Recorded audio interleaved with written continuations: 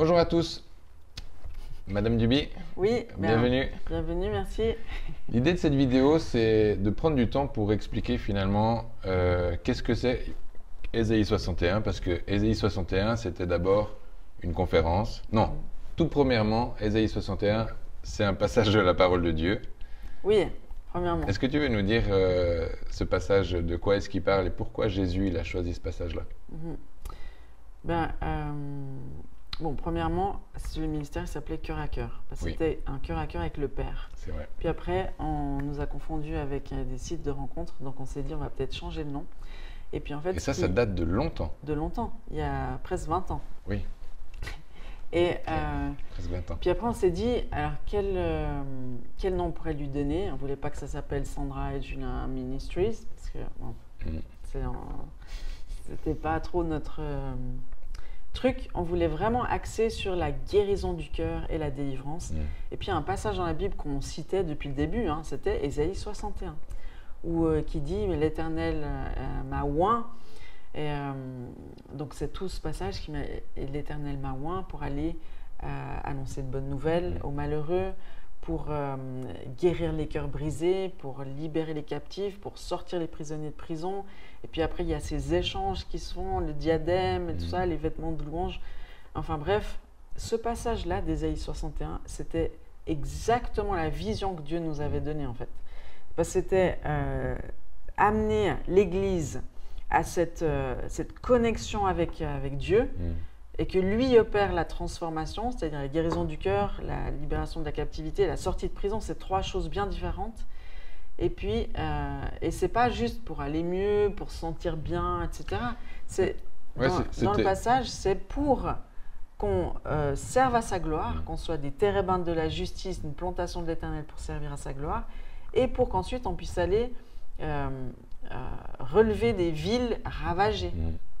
Bah, c'était aussi en lien avec, parce que finalement, c'est The Great Commission, c'est ce que Jésus nous demande aller Oui. dans les nations, libérer les captifs, guérir les malades. Faites de toutes les Faites nations des disciples. C'est ça, et puis ben, ça c'est sûr que c'est une mission que Jésus nous donne, mais à la fois on voyait ou on sentait que cette mission qui est dans la bouche, je dirais quasiment de tout le monde, de tous les pasteurs, c'est très clair, personne ne contredit cette mission-là, mais on avait l'impression que même si c'était déclaré, c'était pas toujours vécu aussi profondément, intensément. Oui. Puis c'est vrai que dans ce chapitre de Ésaïe 61, qui est le passage que Jésus a déclaré le premier quand il Oui. est allé dans le temple, Premier. il a ouvert ce rouleau, puis il a dit voilà ce que je viens amener, et puis il incarne cette réalité-là. Et il dit en fait, ce passage-là parle de moi. Ben, c'est ça. Et puis Ouais. du coup, ben, ça a vraiment fait écho. Et puis, même si cette mission à laquelle on croit d'aller dans les nations, de faire, ben, on a réalisé que même si c'est juste, il faut qu'on revienne un tout petit peu en arrière et qu'on se dise, ben, comment est-ce qu'on peut y parvenir? Et puis le Voilà. comment, il réside ben, dans tout ce qui concerne ben, les choses ben, à l'intérieur de nous. On ne peut pas déclarer, on ne peut pas aller dans les nations faire ça si nous-mêmes, on n'est pas venu restaurer nos vies, restaurer enfin, tout ce travail travail de fond que Sandra a tellement à cœur. Et puis, voilà. Ouais. Ben, ça, c'est un peu l'histoire, C'est la genèse. c'est la Genèse. La Genèse, c'était en fait quand je me suis convertie Mm. et que je pensais que pour plaire à Dieu, il fallait faire des études de théologie. Mm. Et Dieu m'a dit non, je veux pas que tu fasses ça.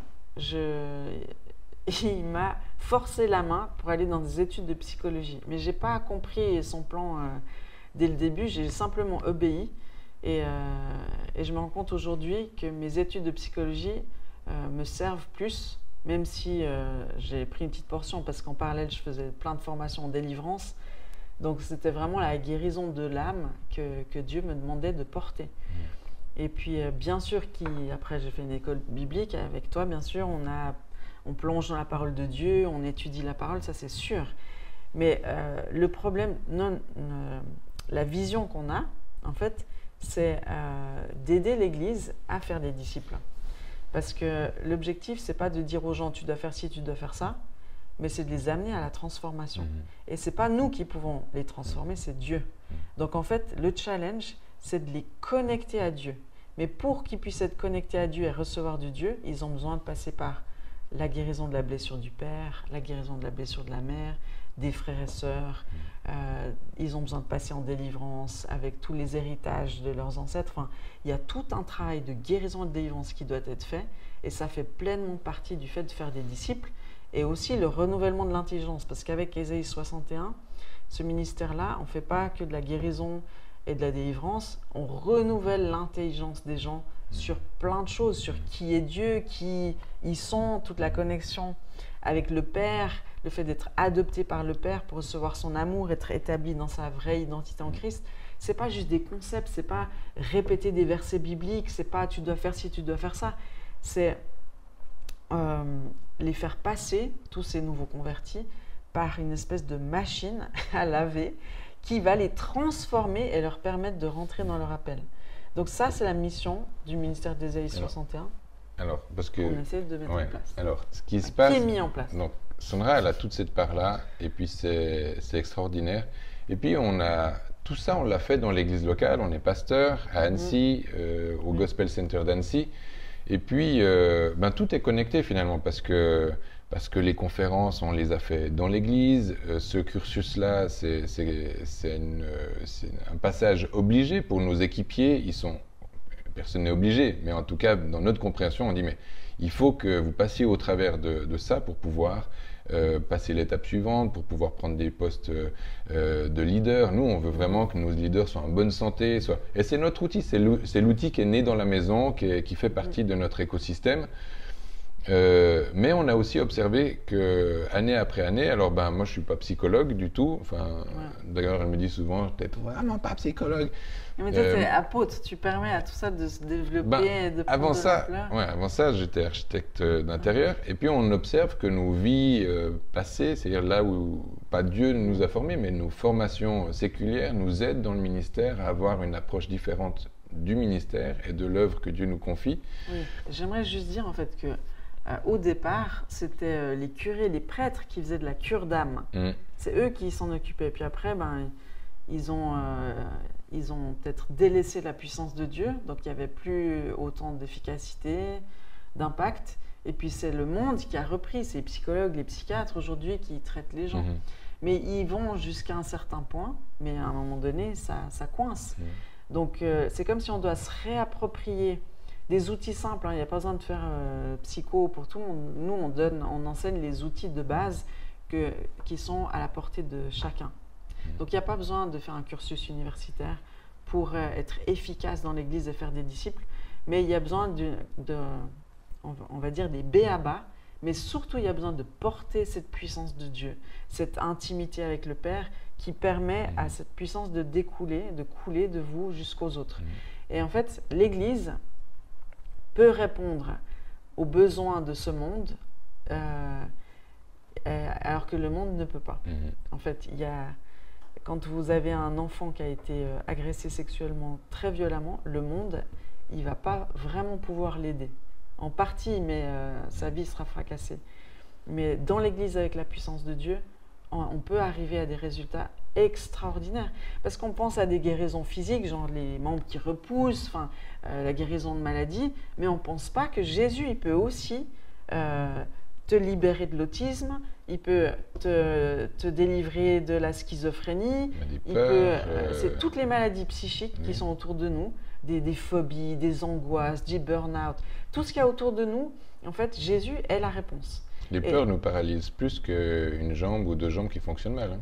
Exactement, exactement. Genre, si tu as la phobie de conduire, ça va t'handicaper dans ton ministère comme jamais.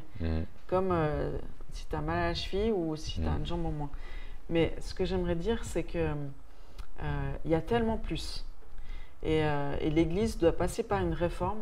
L'Église doit passer par un réveil pour qu'on soit plus distrait par tous les loisirs qu'on nous propose et tout le surmenage.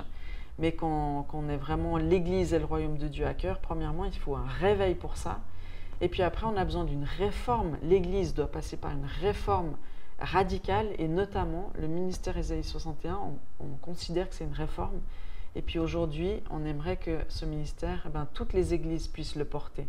Pas que ce soit un ministère qui vient de nous, pas du tout, c'est pour ça qu'on n'y a pas mis notre nom, mais que le ministère d'Ésaïe 61, comme il est décrit dans la Bible, que chaque église puisse le porter et qu'il y ait cet outil de transformation ou cette zone de transformation pour tous ceux qui rejoignent l'église. Parce que si on dit aux gens, fais pas ci, fais pas ça, tu dois faire ci, tu dois faire ça, ça devient des religieux. Ils savent ce qu'ils doivent faire, mais comme ils ne sont pas transformés, ils gardent leurs addictions.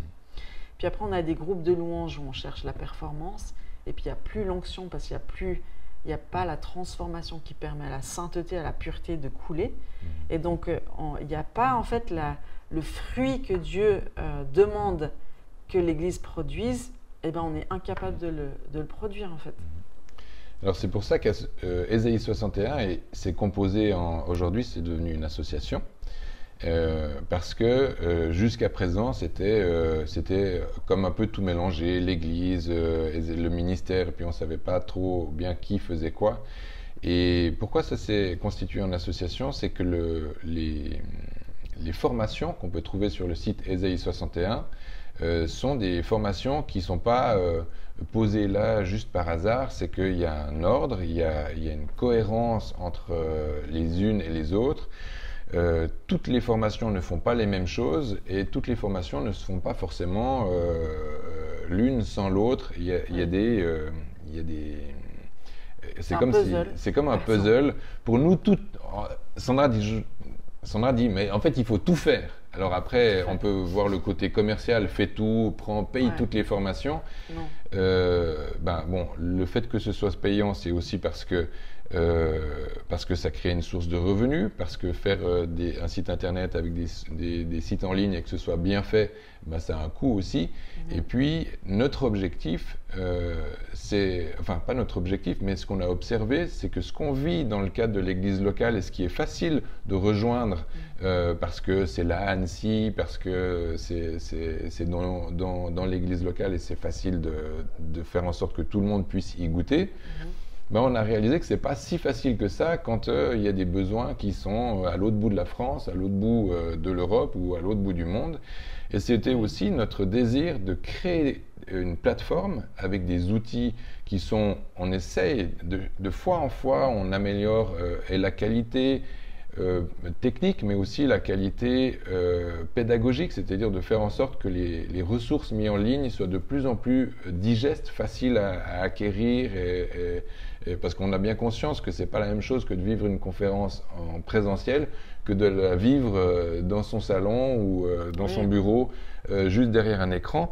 Donc petit à petit, on façonne ces formations de façon à ce que ce soit une expérience le plus immersive possible, le plus proche de ce que vous pourriez vivre en présentiel, même si on a bien conscience qu'on n'arrivera jamais à remplacer ça. Mais notre cœur, c'est de développer toute une caisse à outils qui permettent vraiment d'avoir comme un kit complet qui concerne les personnes, mais qui concerne aussi les églises et les pasteurs. On n'a pas forcément la prétention de dire qu'on veut former tous les pasteurs de France, mais on sait qu'on a reçu une part qui existe peu ou pas dans certains endroits de France et de la francophonie. Donc, et c'est aussi pour cette raison qu'on est en train de développer les outils, de les traduire par exemple en espagnol. Ça, c'est tout un travail qui est en train d'être fait. Parce que, tout simplement... Tout simplement, on réalise que toutes les églises ont besoin de ça, en fait. Et puis, même les églises en Espagne ou ailleurs, là, elles demandent, elles disent, on a besoin de ça. Donc, au début, c'est vrai qu'on filmait nos conférences, en se disant, voilà, comme ça, d'autres peuvent les voir. Et puis après, on a créé, comme tu dis, des suivis où on s'adresse seulement aux gens qui nous regardent en ligne. Mais parce que la demande, elle est juste tellement énorme. Les gens, ils veulent des entretiens conduits par le Saint-Esprit de partout. Ils nous contactent. Donc moi, à un moment donné, j'ai dû dire, moi, je ne fais plus d'entretien. Parce que tout le monde m'écrit sur Instagram en disant, vous êtes psychologue, vous êtes chrétienne, j'ai besoin de vous. Parce que c'est vrai que c'est le cri du cœur de ceux qui se convertissent. Ils ont tous besoin d'aide, en fait. Ils ont tous besoin de guérison du cœur, de délivrance, renouvellement d'intelligence. Et puis ça, ce n'est pas un psychologue qui va lui donner. Et puis le pasteur, malheureusement, il n'est pas formé pour le faire. Et les leaders dans l'église ne sont souvent pas formés pour le faire. Puis c'est dramatique parce que c'est notre rôle en fait. Bah, parfois même les pasteurs ne sont même pas éveillés aux questions qui touchent les questions d'avortement, d'agression sexuelle, des besoins de délivrance. Des gens qui ont été agressés sexuellement, on ne sait pas quoi en faire, on n'en parle pas. Donc ou même des héritages, enfin toute la question briser les malédictions. Ouais, c'est ça. C'est toutes des choses qui nous semblent tellement simples et basiques. Mais c'est comme tu disais avant, il faut revenir à l'église primitive. Qu'est-ce qu'ils faisaient les apôtres en fait? La guérison, la délivrance, c'était la première chose qu'ils faisaient. Et puis après, les gens ils pouvaient commencer à se construire et puis se développer dans leur ministère ou leur appel. Et pourtant, puis l'église pouvait être unie. Ouais, à ta décharge, même si Sandra elle a observé qu'elle ne pouvait pas répondre à toutes les demandes, ça c'était comme une évidence, mais tout ce qu'on met en ligne, on le met en ligne pour pouvoir toucher plus large, mais c'est pas que tu chômes ici sur Annecy, tu fais des formations pour équiper des gens en présentiel, permettre de transmettre tes pépites à tous ceux qui peuvent venir, notamment vous pouvez voir la vidéo sur Ésaïe 61 la pratique où elle explique pourquoi Ésaïe 61 la pratique. Ça c'est pour former des gens sur le terrain, des gens qu'on a avec qui on peut aussi faire du suivi, du tutorat, des choses.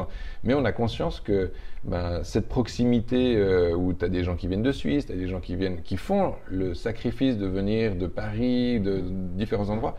Bon, c'est magnifique pour tous ceux qui peuvent, mais on sait aussi que techniquement, il y en a qui ne peuvent pas. Donc, le Covid nous a énormément aidés, nous a interpellés en disant... Alléluia, merci le Covid. Le point positif du Covid, c'est vraiment le online. Et puis nous, on a des demandes de partout. Et puis on l'a découvert en particulier avec l'école des femmes, qui a commencé en début de 2024, où on a touché des gens partout dans le monde en fait. Et donc ça suscite l'intérêt. Et puis, donc ça nous demande en fait de tout ce qu'on fait, on doit penser multiplication. Donc moi, c'est ce que j'ai fait quand j'ai écrit le manuel Ésaïe 61. On peut trouver où? Sur ésaïe61.fr. Voilà. Ça, ce manuel, même à un non-chrétien, tu peux lui offrir parce que c'est comme un magazine et ça va répondre à ses besoins. Et l'évangile, elle doit être communiquée toujours en répondant aux besoins des gens, que ce soit des besoins de nourriture ou des besoins de guérison intérieure ou des besoins de guérison physique. C'est comme ça que Jésus se présentait aux gens, toujours en répondant à leurs besoins premièrement. Et puis après, il y a l'évangile qui vient, parce qu'on dit, mais en fait, c'est un Dieu d'amour, parce qu'il répond à mes besoins, donc je veux ce Dieu-là. Je peux faire une parenthèse sur... Vas-y. Oui, c'est aussi un moyen d'évangélisation pour dire. Mais je finis juste la parenthèse que j'avais ouverte avant, où j'ai arrêté de faire des entretiens individuels parce que j'étais submergée. Je me suis dit, moi, toute seule, je ne peux pas répondre aux besoins du monde. Donc, il faut former d'autres. Donc, ça, c'est ce que j'ai fait à Annecy. Puis après, il fallait former d'autres dans d'autres églises. Et puis, donc, aujourd'hui, je ne fais plus que des entretiens avec mes proches leaders parce qu'il y a déjà des gens qui sont formés à l'église. Donc, maintenant, je me concentre vraiment sur la formation, pas seulement en présentiel, mais aussi en ligne.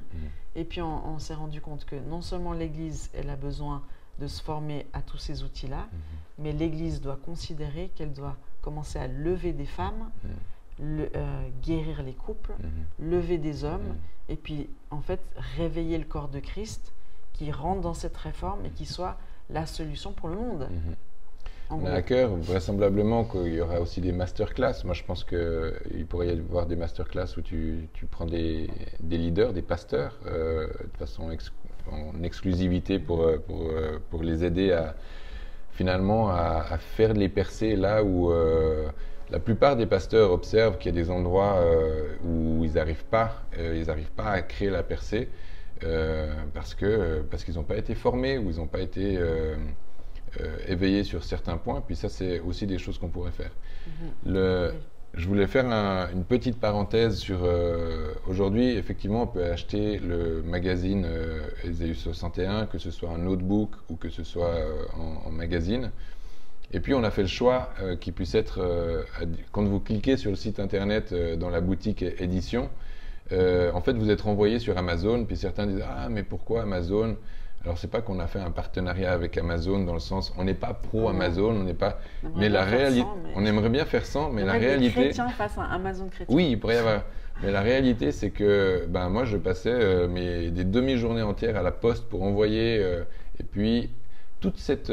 Pourquoi je prends cet exemple-là, c'est que je pense que chacun est appelé à faire un certain nombre de choses.